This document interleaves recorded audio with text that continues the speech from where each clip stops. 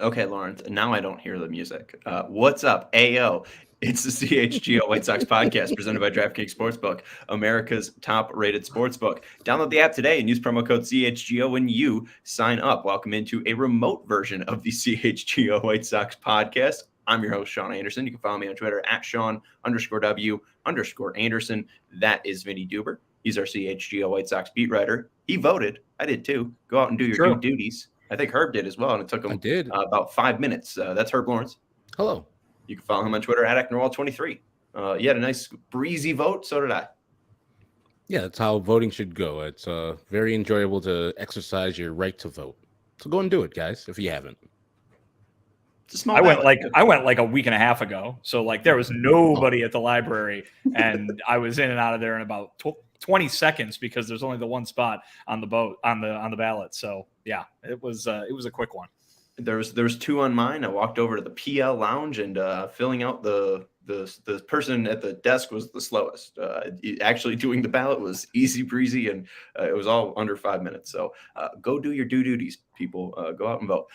We're not a political podcast. We're just a White Sox podcast. We are here to talk about the Chicago White Sox. We're going to talk about the pitch clock. We have now seen 5 games, 4 through the television and now 1 in person. So what are first impressions on the new rule for Major League Baseball?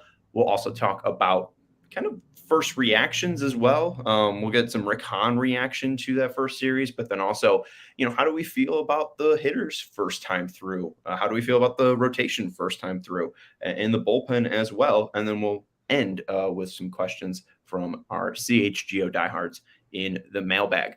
Let's get into it. Herb, you wanted to start off with the pitch clock stuff.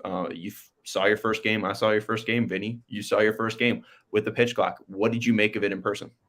Watching on TV with you guys, I loved it because the pace was good. We were just chilling in the office, and it felt like the action was just upon you, and it was good. But going to the game, I mean, firstly, I won't necessarily get into the line problems. I know you didn't have them, Sean, because you left a little earlier than I did and entered the ballpark, I think 30 minutes before our first pitch to get into the ballpark. I left 15 minutes before the first pitch from the tailgate to get into one of the lines, and it was just long. But once I did get in, I just realized I was, I would watch a pitch, talk to a friend real quick, and then 2 pitches subsequently were pitched. And it was just, the action was much quicker. If you're not used to it, it's kind of startling. And then going to the bathroom, going to the concession stands, I already knew that was going to be a problem. And I went to the bathroom when Michael Kopech gave up those 4 home runs. I didn't see any of those. I'm just listening while I'm in the bathroom. Goodness gracious. I just keep on hearing that. And so the action is upon you. So there's going to be a thing. I'm sure the owners are not going to see it in the pocketbooks because I only got 1 beer. I got 1 hot dog. Usually at a game, I'll get multiple beers. But I didn't have any time. It was just so quick. I like the action, but also the game experience when you're actually at the game is a little bit different than when you're watching at home. Well, again, I'll bring this point up that Herb, you've brought up so many times too. The people who are already baseball fans, they got them. You don't need to worry. Major League Baseball owners don't need to worry really about losing baseball fans as baseball fans. These moves were made. These rule changes were made to cater to people who have tuned out, who have turned the game off, who have never turned the game on because there's fast moving action that they can watch in the NFL and the NBA and other sports, even soccer, which never stops. I think now you've got a set of rules and a pace of play that they look and see as, okay, here's a way we can get more people to the sport. Here's a way we can get more people to the ballpark, and selling more tickets and generating more interest is going to far outweigh the fact that Herb didn't go get his second, Miller Lite of the day. So I think that, or his Goose Island, I should say. But I think that, we all know what that section's called now.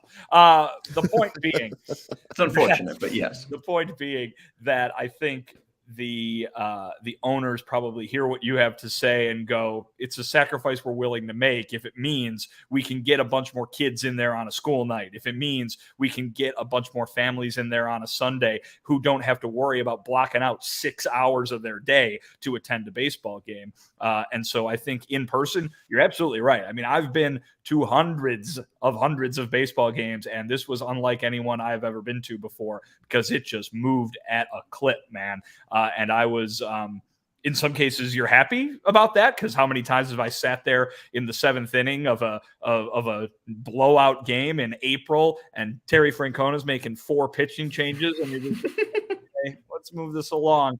But at the same time, you're right. It's like, okay, that drama aspect of it certainly is sped up, and your ability to quick, let me Google something before the next pitch is thrown. No. You got to keep paying attention. So it was a big difference. You're absolutely right. And the people who attend baseball games on the regular, that's the people who are going to notice it the most. But I think what the hope is that there's a bunch of new people in that ballpark that go, hey, I like the looks of this. I like this now. This doesn't feel like sitting and watching paint dry. This feels like watching a fast-moving sport. Absolutely. Soxbomb72 in the chat says, for the young fans, it's helping. My 17-year-old son will now watch a game, and blank name saying, I like the pitch clock for the most part, unless I'm at the ballpark when I enjoy the extra time to stand in the concession line. It's going to be tough when there's 34,000 people there as well. I think going on opening day was tough. Mm-hmm. I like the pitch clock. Love the idea. Games are 25 minutes shorter on average. That is great for the sport, and especially for a TV product, because I think the issue is you have to have an expectation of how long you're going to be devoting to this game. And then also, like, you see it with, women's basketball on the college side. You see it with, the NBA in general. Those games have a pace. Those games can, be very quick because there's a clock running.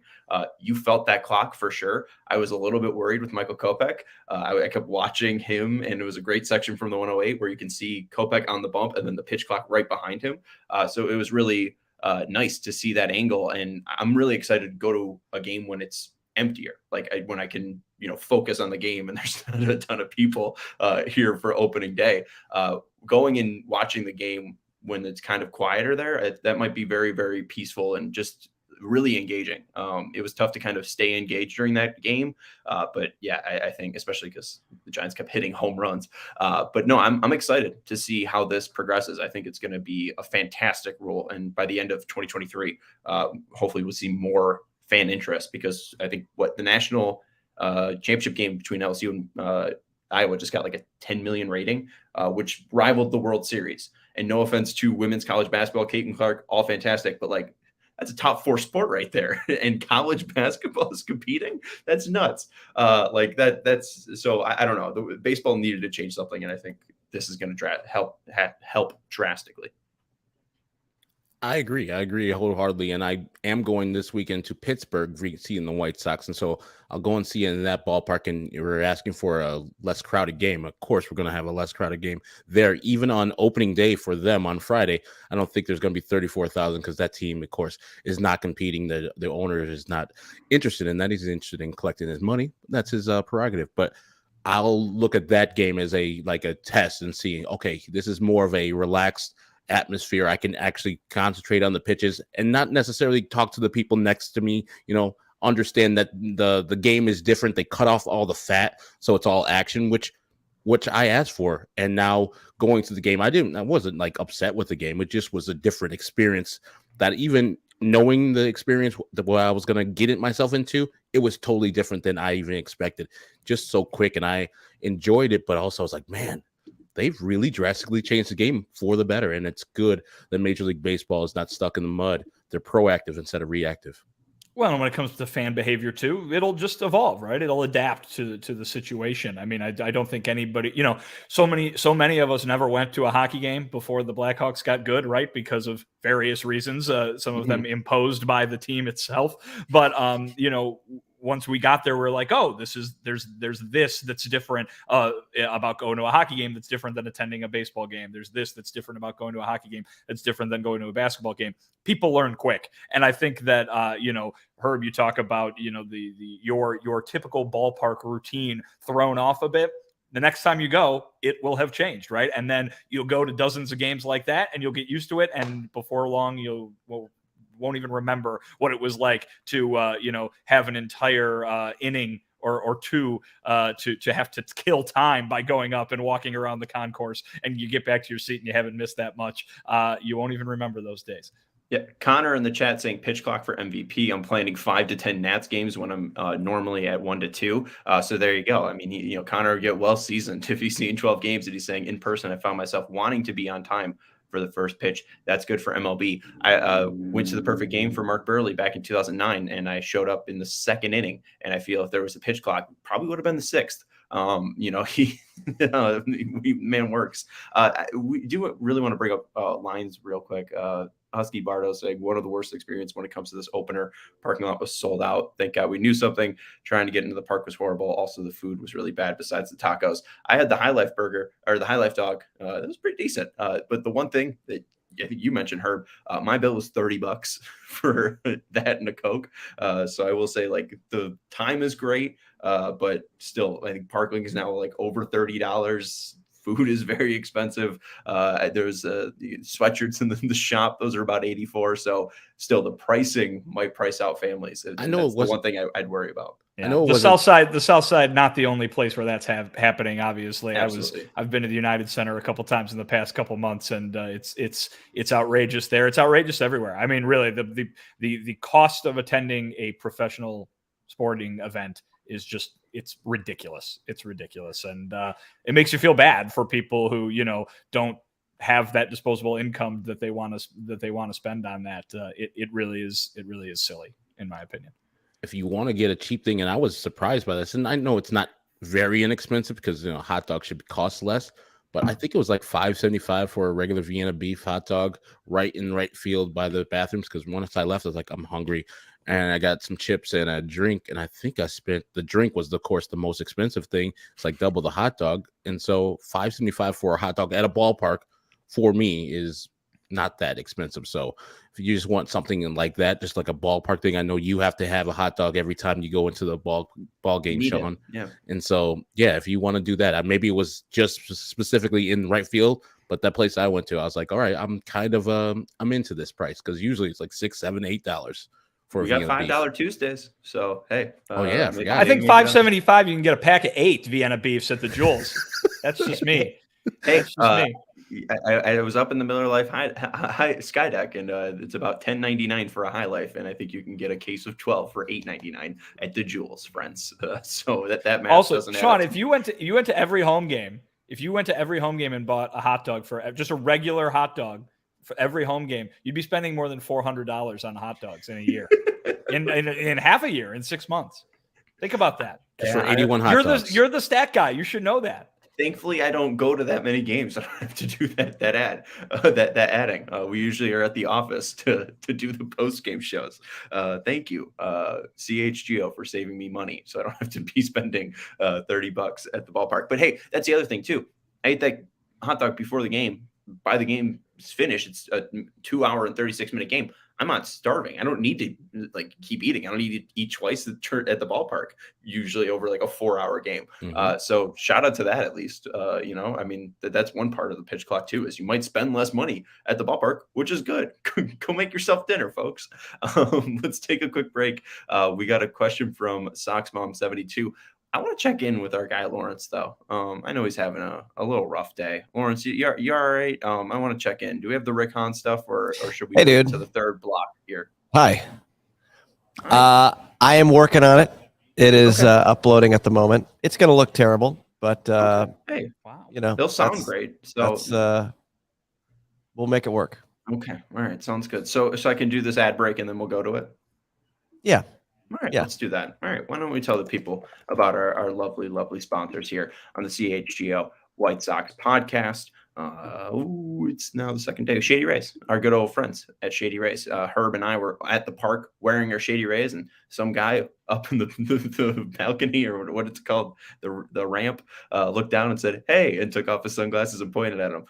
Take on the sun with gear built to last. Our friends at Shady Rays have you covered with warm weather ahead with premium polarized shades at an affordable price. Shady Rays is an independent sunglasses company that offers a world-class product that's just as good as any expensive pair we've worn. They have durable frames and extremely clear optics for outdoor adventures. When Vinny was out braving the sun in spring training, he was with the Shady Rays. When we were out at the park, a lovely day outside of the second inning where we got rained on, we had our Shady Rays. And that's not all. Shady Rays offers the most insane protection in all of eyewear. Every pair of sunglasses backed by lost and broken replacements. If you lose or break your pair, even on day one, they told us that they will send you a brand new pair. No questions asked. Wear your Shady Rays with confidence because they have your back long after your purchase. Exclusively for our listeners, Shady Rays is giving our best deal of the season. Go to shadyrays.com and use code CHGO for 50% off 2 pairs of polarized sunglasses. Try it yourself. The shades rated 5 stars by over 250,000 people. That is 250,000 people who have given them 5 stars because they are some of the best shades that I've ever owned. And I don't need to worry about breaking them or losing them because they're durable. I've sat on them. They're fine. Look at that, folks. We also want to let you know about ComEd, our good friends over at ComEd. The ComEd Energy Efficiency Program is committed to helping families and businesses in the communities we serve save money and energy. ComEd offers free facility assessments that can help find energy-saving opportunities, whether it's lighting, HVAC systems, commercial kitchen equipment, or industrial processes. An authorized engineer will work with you to develop a detailed assessment plan specific to your goals and needs. These can be done in person or virtually and last approximately 2 hours. Within 3 to 4 weeks, customers will receive a report detailing energy efficiency projects that they can start working on immediately. Each recommendation will include estimated energy savings, cost savings, project cost, potential incentives, and simple payback. So don't wait. Get started saving money and energy today. For energy saving tips and to schedule a free facility assessment, go to ComEd.com/poweringbiz. That's ComEd.com/poweringbiz. All right, Lawrence, Rick Hahn, we're good. Let's talk.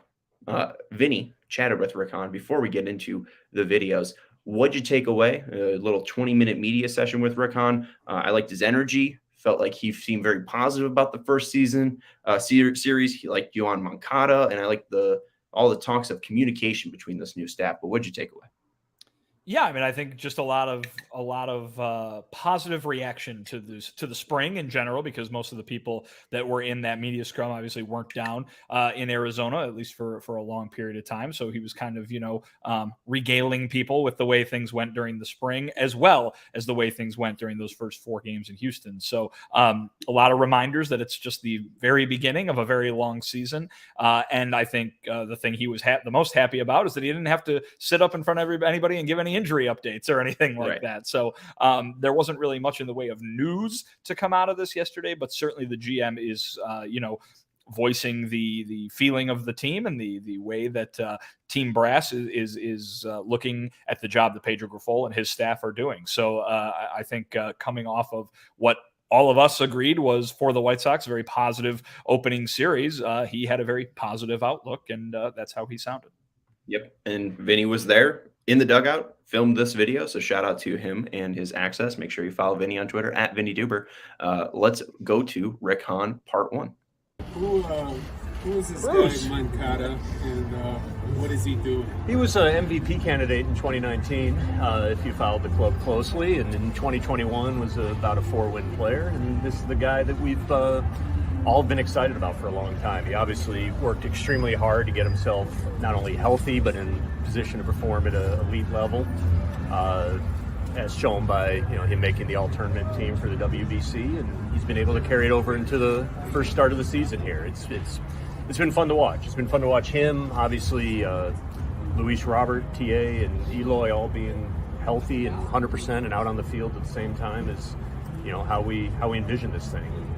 Moncada and Yaz in particular being off to good starts, I think helps set a good tone and perhaps answer, at least as much as you can answer questions early on, answer some questions people had about what are we going to get out of those two in 2023. How do you balance kind of being upbeat, every reason to be, and versus it's 4 of 162 games, you have 158 left? Well, I know if we were 0-4, it would be a bigger issue for y'all. But that's the thing, even 0-4 wouldn't matter. Because no, look, was talking to someone earlier today when we were talking about the Bears season, and this is like drawing conclusions in the second quarter of their first game, which we'll all do, but we'll all be wrong. I mean, the fact of the matter is it is a small sample, but I think we should take some satisfaction in the fact that we went into an extraordinarily difficult place to play, played 4 straight games to start the season, which you tend not to do.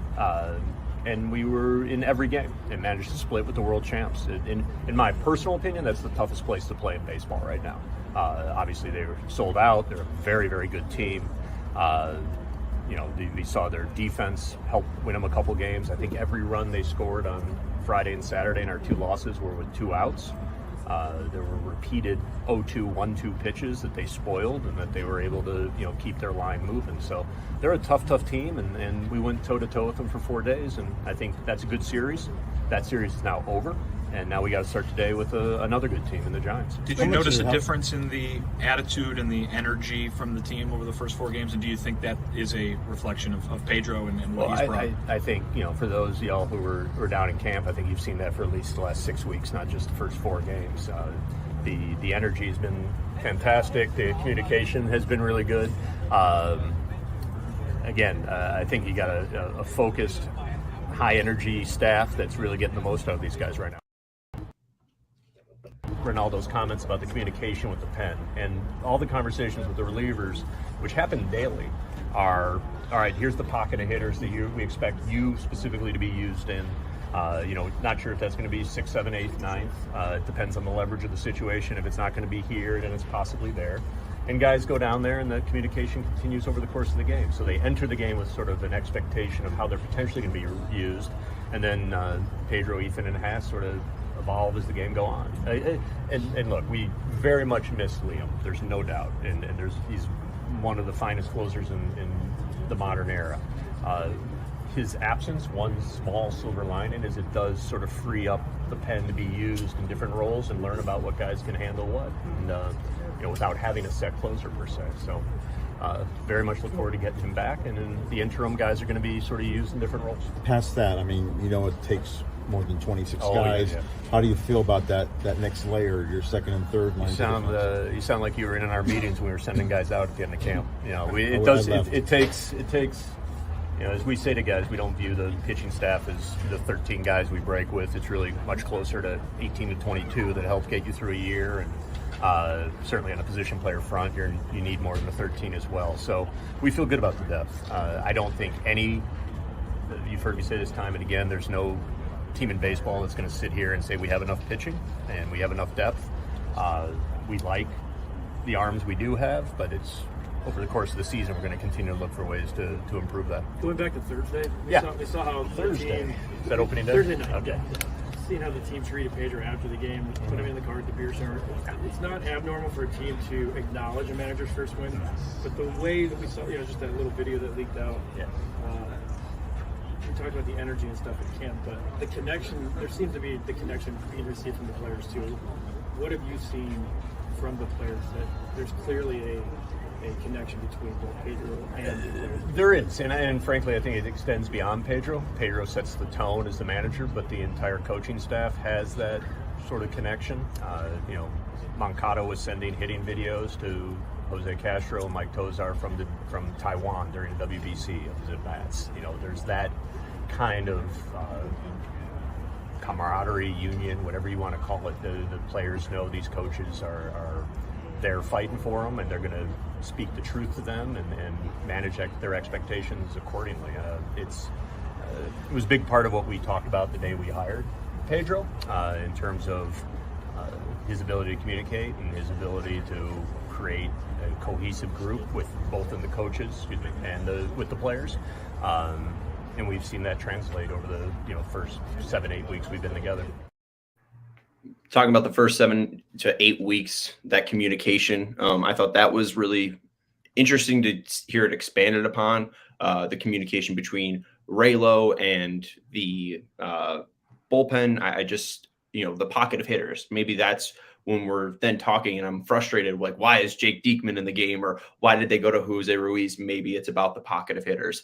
Maybe it's all basic stuff, but we're learning Pedro Grifol. We're learning about his decision-making. I thought just the idea that, the high energy individuals are kind of setting the tone. And we've seen that so far. When you get smashed, 12-3 and you give up 7 home runs, that energy fades a little bit, but they still were scoring runs late in the game as well. So they didn't give up. So,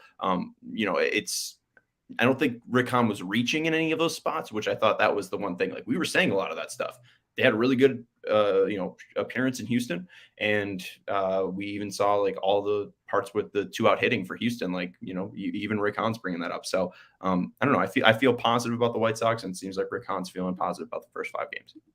Yeah, I mean, listen, I think I said it a bunch during the offseason and the preseason. It's going to continue to be the case. The biggest storyline to watch with this team is what the new manager and the new coaching staff can contribute, because they really were where the front office put most of their faith during the offseason. The front office didn't go out and, redo this whole roster on the fly. They didn't even really bring in, 3-4 huge impact guys. It was, hey, we believe in this core. We believe in the guys who were so bad last year, and we're going to bring in new tools to help them become the players we think they can be. And so as we move along, are we seeing a different attitude, a different approach, a different leadership style?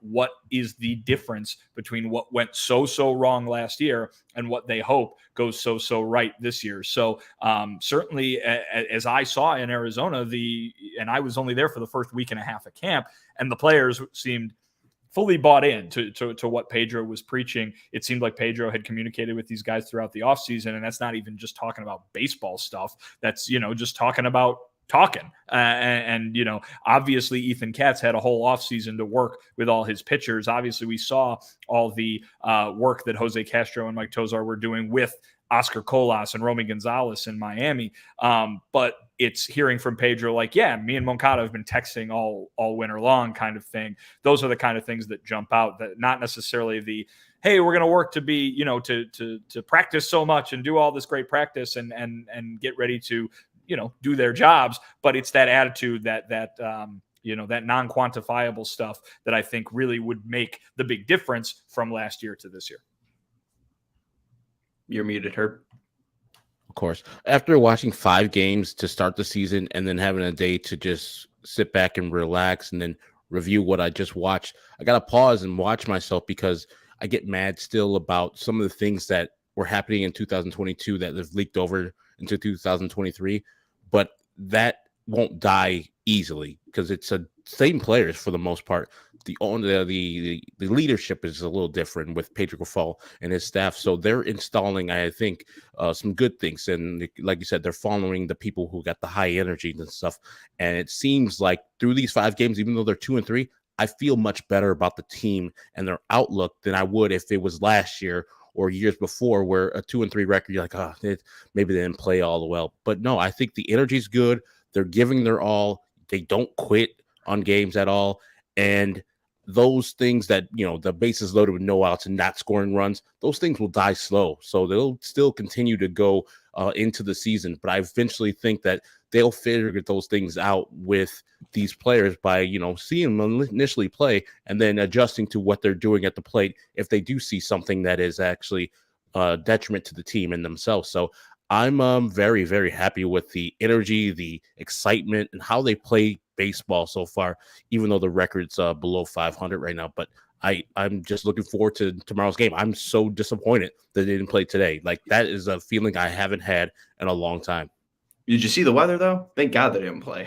Well, yeah. And that was one thing, too, that Rick mentioned. It's odd to start your season off with 4 straight games. So, we might see them a little bit refreshed. We don't know what 5 straight games could have done to them. Maybe that gas tank was just a little bit empty, and we saw that they played 5 straight games. They did play 5 straight games. Right. I'm saying maybe that's why the 5th one was pretty bad. I don't think they like that result. I think it was giving up all the homers that made the 5th game pretty bad. That's just my opinion. It's the one guy who didn't play it that gave up the 7 home runs.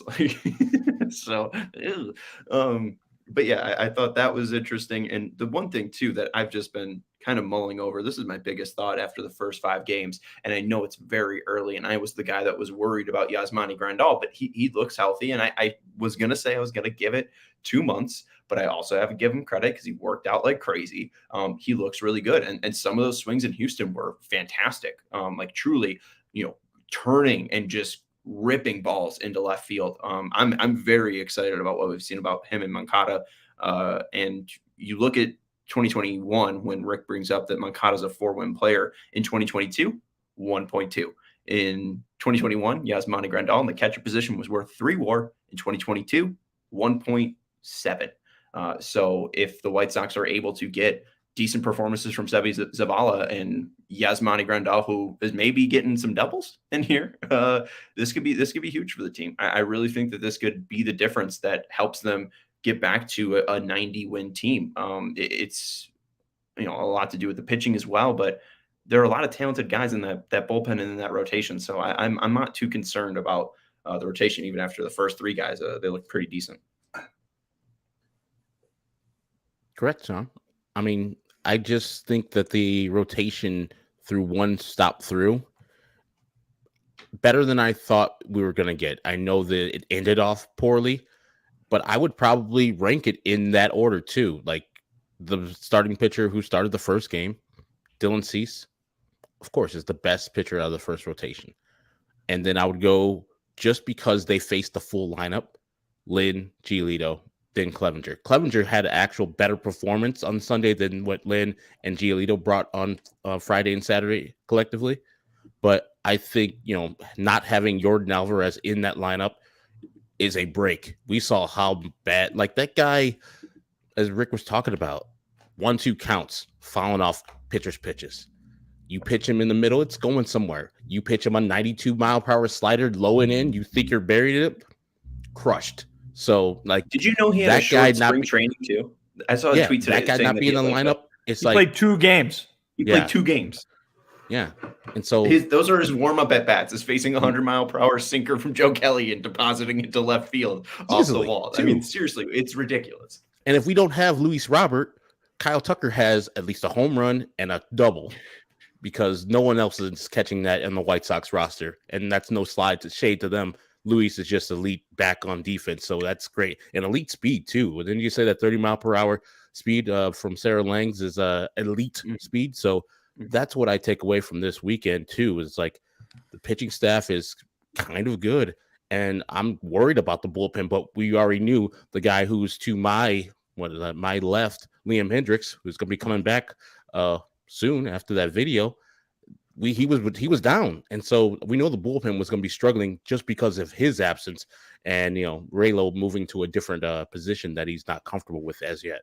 Yeah, and I'll keep that in mind when we're doing post-game shows on maybe this is what they were told that they were going to face. Maybe Jake Diekman knew if Yordan Alvarez was coming up, he might have to get him out once in that game. I might disagree with it, but again, that was also a 4-game series, and I think Pedro even said it was kind of a limited bullpen, or we kind of figuring it out, especially in the first 4 games. So we'll see how that management develops. One final thing, I want to talk a little bit about Liam and Garrett. I know we touched upon this a little bit yesterday with Liam's video, but Rick said that it's going to be dependent on when their rehabs start.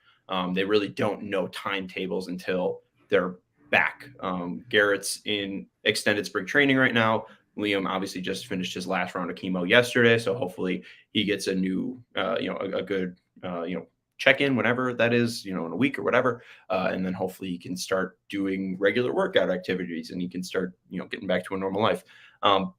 But what do we expect from Garrett Crochet?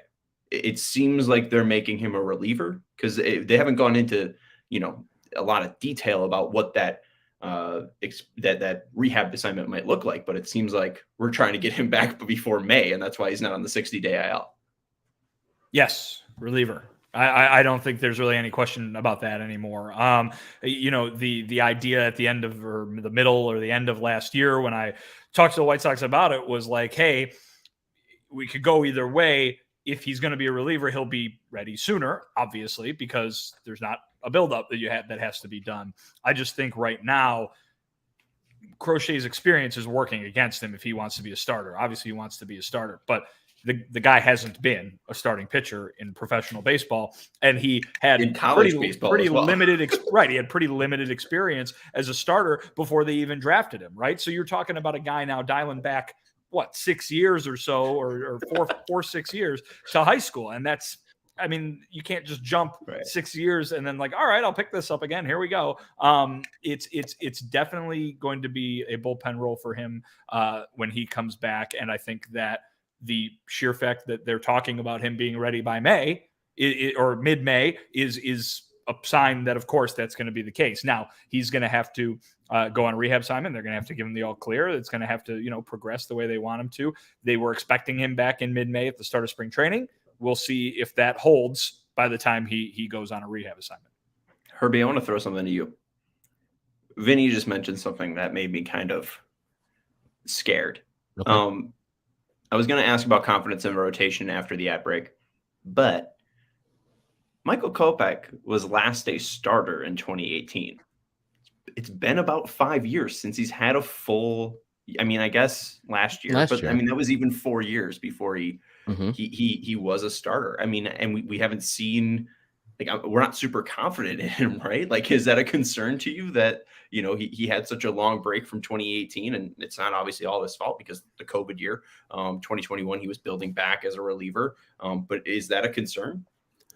No, not really, because I can parallel him to what Mike Clevinger is, and they have very similar situations where last year was their first year really back from Tommy John surgery, and so they pitched a similar amount of innings. I think Kopech pitched a little bit better, and so I'm thinking that you're breaking off the scar tissue in that first year. You're just learning how, and for Michael Kopech, learning how to actually be a starting pitcher in the major leagues, because that was his first time doing that for a full season. So I just can't believe that the confidence we had before pitch one yesterday is all gone from White Sox fans. And like, bullpen. No, it's one game. And I know a game in April. What do they all matter? Yes, they all matter, but it's one singular game. If they would have lost 4-3, I would have been just as pissed as they lost 12-3. Like, I know the performance of Mike Kopech wasn't optimal, but I think the next time he goes out and he throws zeros up, are you going to be from, oh man, he needs to get triple A'd, to, man, he's the top of the rotation guy. You can't be that guy. And I'm the guy saying that. So, and I'm usually that guy. So we're calming down, people. We're chilling out, because Michael Kopech, I believe, will be fine. And he's at the back of the rotation right now for a reason, because he's not ready for prime time as yet with the rest of the guys. But we see at his best, he can go up against the best and shut those people down. So I'm looking more forward to that guy, because I didn't see the speed being off. I didn't see anything untoward from him. Maybe people are picking up on signs from him, and that's fine. You can adjust to that and then work it to your advantage in the future. So I'm not worried about Michael Kopech at all. If you guys are at home, I understand that was a distressing inning that you guys saw. I actually didn't see it, so maybe if I saw the actual balls go over the fence, I'm like, ugh. Well, I tried to make a joke about Conforto hitting a home run and how Benintendi hasn't, and then he gave up another one and another one and another one. I was like, oh God, I feel bad. I just feel horrible for him. You opened up the floodgates. I did. Let's take a quick break, and then we will rejoin this conversation, talk a little bit more about confidence in the rotation after we've seen all five of these guys pitch. And then we also have a question from Sox Mom in our CHGO lounge, the CHGO Diehard Lounge. We want to let you know, though, about Goose Island Beer Company. CHGO is supported by Goose Island Beer Company. They've been Chicago's beer since 1988. And they have a fantastic beer roster. They have the Bull City 312. The can matches the 2022-2023 City Edition uniforms. So when the Bulls take on the Hawks tonight, hey, why not enjoy a nice cold 312? They also had the nice 312 raspberries at the Whistle. Those were very, very good. A nice twist on the classic 312. There's also the Bourbon County Stout, the Beer Hug IPA series. There's the Green Line, the Matilda, and the Sophie. And Goose Island's 2 locations are open and ready to welcome you, so you can grab a beer right from their innovative tanks at Goose Island's Tap Room at 1800 West Fulton, or get a smash burger and fresh beer of the week at the original Clybourne Brewhouse at 1800 North Clybourne. For reservations and pickup, go to gooseisland.com/location. Goose Island Beer Company. And it's probably time to also push our latest event with Goose Island. We have the Draft Day Live coming up, the NFL Draft Party, Thursday, April 27th, Thursday, April 28th. Joe's on Weed Street with Adam Hogue, Mark Carman, Greg Braggs, Nicholas Mariano, Will DeWitt, Corey Wooten there as well. So that's going to be a great time with Goose Island and CHGO Bears for draft day. So go over on the 27th, especially for the first round. It's going to be a huge pick for the Bears and their future. Also want to let you know about our good friends over at Roman. Most guys want a better sex life. Up to 50% of men have symptoms that get into the way of wanting or enjoying sex. And if you want a better sex life, you are not alone. Roman is here to help. They're the digital health clinic for men, addressing a variety of sexual health needs and offering genuine medication that helps achieve and maintain a strong erection. Roman offers discreet wipes that help you last 4 times longer in bed. And with men in low T, getting testosterone levels back to normal can help increase your libido. Roman offers testosterone tests, which includes lab processing, and if it's appropriate for you, treatment for low testosterone. So there are no waiting rooms, no hassle. It's a straightforward digital experience right from the comfort of your home. So why not? To learn more about Roman, to learn more about how you can achieve your personal sexual health goals and Roman, go to ro.co/CHGO to get 20% off your first order. That's ro.co/CHGO. All right. I asked Herb about Kopech, and you brought up that point about Crochet, Vinny. Through the first 5 goes, are we shaky? I mean, it's only 5 games, it's a small sample size. So is it normal expectations, heightened expectations after the first 5 games, or a little bit lower expectations for the rotation specifically?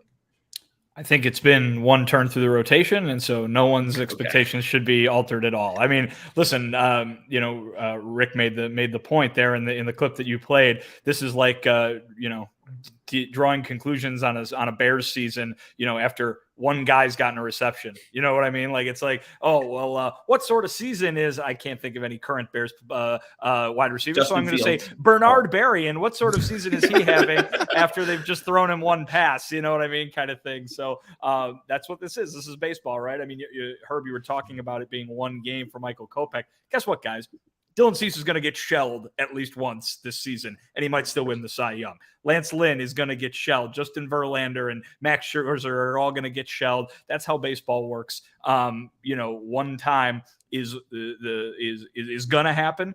The point is, you want to make sure that's the only time it happens, or it's one of only 2 or 3 times that it happens. The people that can minimize that and stop that from repeating are the people who you can have confidence in.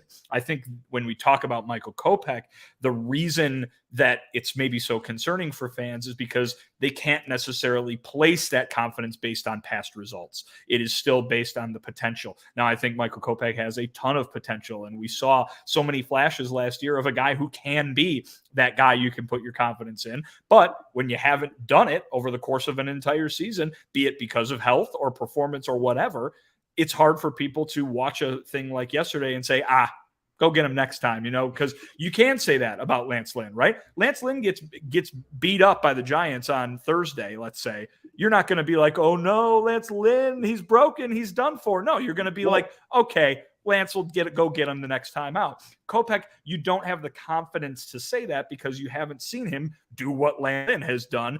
You haven't seen him do it once in his career over the course of a full season. What do you think the runway is? I'm not trying to say, but do we think from the White Sox perspective? Yeah. I mean, is there a certain threshold of him getting shelled that, we need to put him in the rotation to maybe gain his confidence back? But you mean put him in the bullpen or put him in AAA? But is that the thing is do we ever see Michael Kopech going down to AAA? Because we know how deadly he is out of the bullpen. So it's does he get the chance to start 30 games? And is it just he's so full of potential, there's no reason not to give him that runway? I would lean yes. I would say that there's very little chance that his role will change over the course of the season, mostly because it's not necessarily so easy to do, especially when you're a younger guy who hasn't done that before. If they were to say, go sign somebody like a swingman, even last year with Vince Velasquez, right? The expectation in spring training is, hey, we want you to build up as a starter because we want to use you as a starting pitcher. But there might be a situation in which you're pitching out of the bullpen. You can prepare for that. And on top of it, you're a veteran and you know what it takes to get those jobs done. I don't think Michael Kopech has the experience to make that sort of transition in a season. And if we get to the end of the season and we're like, oh man, Michael Kopech, we don't know what his future is, then yeah, maybe you're talking about them saying, hey, take the offseason and get ready to do multiple roles because we don't know what you're going to do next year. Right now, they know he's going to be a starting pitcher. And I think he knows he's going to be a starting pitcher. And so I don't see that changing. Things would have to go dramatically off the rails for him to be removed from this rotation for any lengthy period of time that wasn't injury based. I think that he's got all the leash in the world, really. I mean, I'm convinced of that. Before I continue with the rotation, Yoan Moncada already has half of the F4 that he had last year. Last year, 0.9. This year, already at 0.5.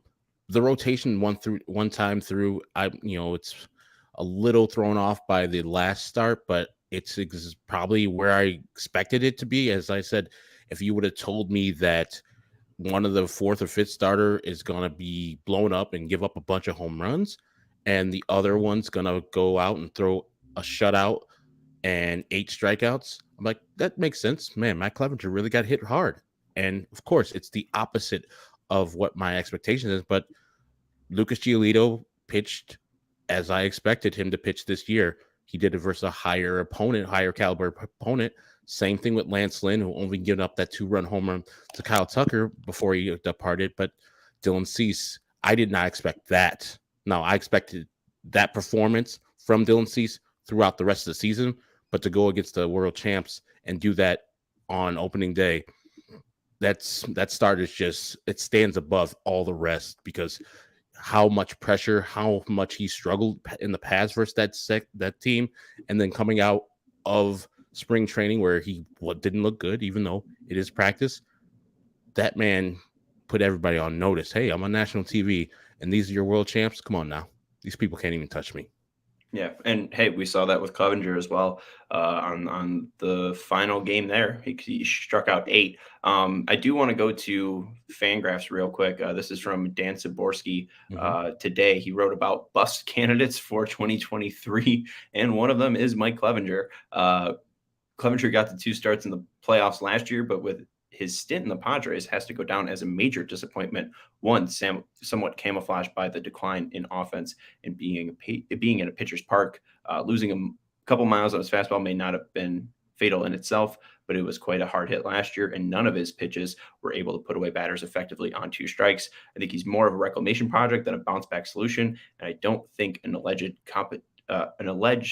competitive team in a home run-friendly park is necessarily the best place to do that. However, you look at the ZiPS projection as well. Only the 70th percentile, 80th percentile, 90th percentile, and 95th percentile have him having ERA plus that is above average. So a little concerning there.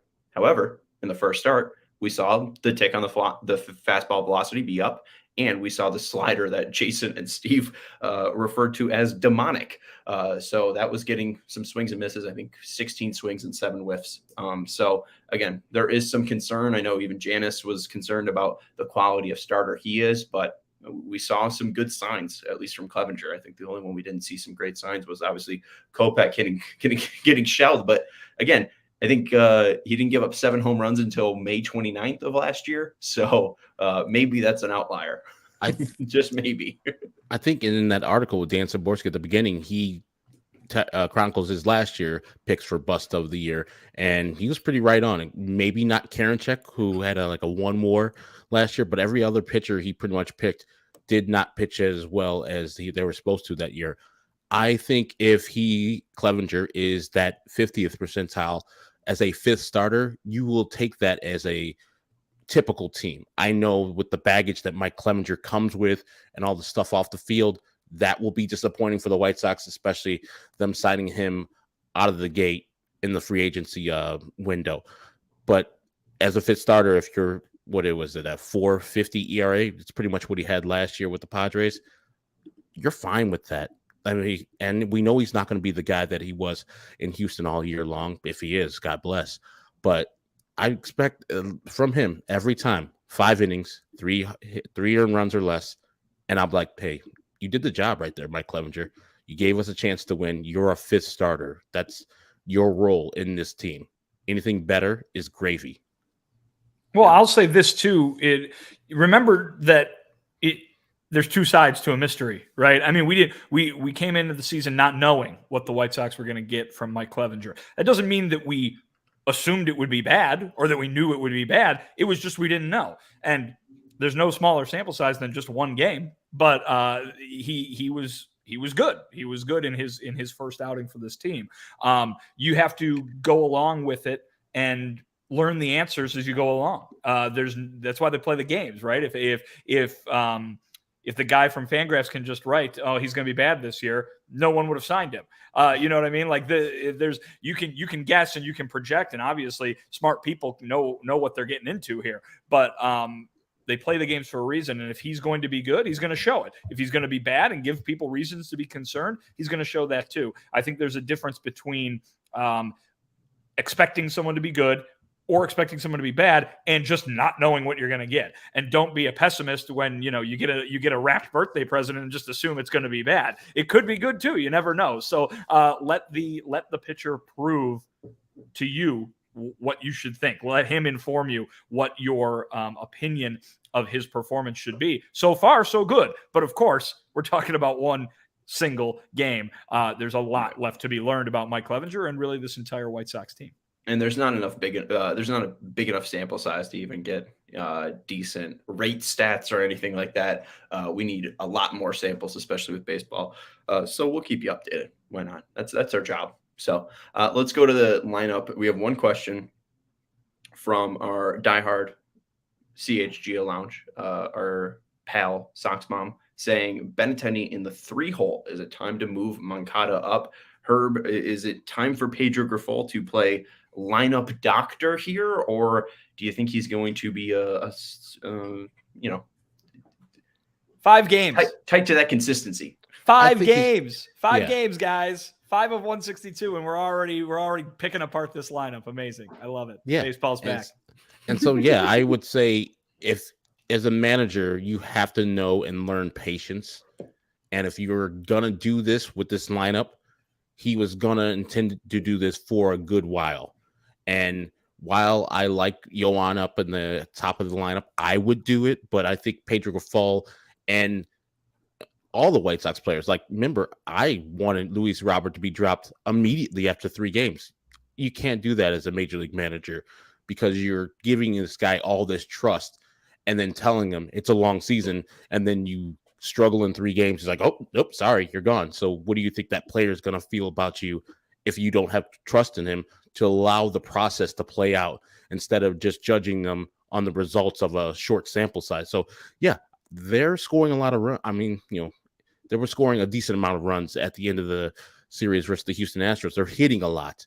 And so I don't think it's broken necessarily, except for the run scoring opportunities they're not cashing in on. I would keep this no matter if they were scuffling through 5, because you need the trust from your players because you put them in that position to succeed. And if you pull the plug after 5, 6, 7, 10 games, they're going to be like, well, you didn't have trust in us. You just wanted us to go out there and do your bidding right there real quick and have results immediately. So I think Pedro Grifol, if he's smart, and I think he is, will keep this lineup for the future in the near future. Again, it's like Vinny said, it's been 5 games. The one thing I do want to mention, though, I feel if anyone has a very long runway, it has to be Andrew Benintendi. 5 years, $75 million. And this is a guy that Pedro Grifol knows from Kansas City, seems to really appreciate the style of baseball he plays. And Rick Hahn has been fawning over him since he's been a draft prospect. So I don't think that this team is going to lack confidence in Andrew Benintendi. So I think even if Benintendi has a slow April, depends on how slow that is, but I think he's got full faith and full trust in this front office and from this managerial staff and this hitting coach staff. So I don't think he's going to lose that spot. Maybe they start tweaking, but I don't know. I mean, we've never seen Pedro Grifol manage this team, so it's exciting. Exciting times on the South Side. Anything you guys want to add on here, or you want to wrap this up? Well, I'll just say that, remember, there's 2 sides of that coin. Everybody wants Moncada to be moved up because he's been fantastic. Right. As an aside, 6 extra base hits out of the 5 hole. That seems like something the 5 hitter should be doing. But what my point being is that has Andrew Benintendi done some sort of horrible thing that has demanded his being removed from that spot? Obviously, it's non-traditional, right? A lot of people would expect to see somebody else there. Heck, the guy who was there last year is Jose Abreu, a very stereotypical number 3 hitter, one of the best hitters in the history of this team. But the point being that Pedro Grifol knows exactly what Andrew Benintendi is supposed to do. The White Sox know exactly what Andrew Benintendi is supposed to do. Remember, he's here for a reason, and it's not to hit a lot of home runs. Has Andrew Benintendi not done his job in some sort of glaring fashion? I mean, it's not like he is over. It's not like he is, striking out every time he goes up there. There's two parts of that equation. And yeah, Moncada is hitting great. You look at a blind resume and you say, boy, that's your stereotypical number 3 hitter numbers right there. But it's not like Andrew Benintendi is up there, swinging out of his shoes every time, and getting fooled by a Bugs Bunny pitch or something like that. He's doing, I think, what Andrew Benintendi is supposed to do. So if that's what they want in that number 3 spot in the order, they're getting it. And, over the course of the season, certainly as the sample size increases, you would expect it to be even more like what his numbers, quote unquote, should be. Yeah. And the one thing too is career BABIP is 324 so far. It's 294. So there is some room there to be made up. And his walk rate and K rate, even though it's 5 games, are still near his average. So seems to be the same hitter. I didn't love that hitter, so I don't know if I love the signing, and that's still my feelings. But it's 5 years. He's got 5 years to prove me wrong. Let's watch him play some baseball, and we will be back with you tomorrow to watch some baseball. The Giants will take on the White Sox. Very excited for Dylan Cease to be back on the bump for the Chicago White Sox, and same with Lance Lynn on Thursday. That game is at 1:10 tomorrow. Logan Webb versus Dylan Cease. It should be one hell of a pitcher's matchup. Vinny will be at the park, so make sure you follow him on Twitter at Vinny Duber. He's our CHGO White Sox beat writer. He's got a brand new piece up at All CHGO about Michael Kopech possibly tipping his pitches. Quotes from Michael himself and from Pedro as well. That's Herb Lawrence. You can follow him on Twitter at Ecknerwall23. He's our CHGO White Sox community leader. And thank you to Lawrence Benedetto for producing the show today. He's our guy, and I appreciate him dealing with that Rick Hahn video. And also, Rick Hahn doesn't look that weird. That was just our video editing software, and we tried to export it, and it just looked a little funky. On Vinny's camera, it looked very normal, and he looked very much like Rick Hahn. He wasn't yellow. He wasn't Homer Simpson. No, he was not. He did not have a bad spray tan. So he's all good and looking normal. So we're excited to see what the White Sox can do. And again, we'll be with you tomorrow for Giants versus the Sox. It will be a post-game show tomorrow. So no pregame, but make sure you follow us on Twitter at Ecknerwall23, at Sean_W_Anderson, at Vinny Duber. We'll talk to you tomorrow. Go Sox.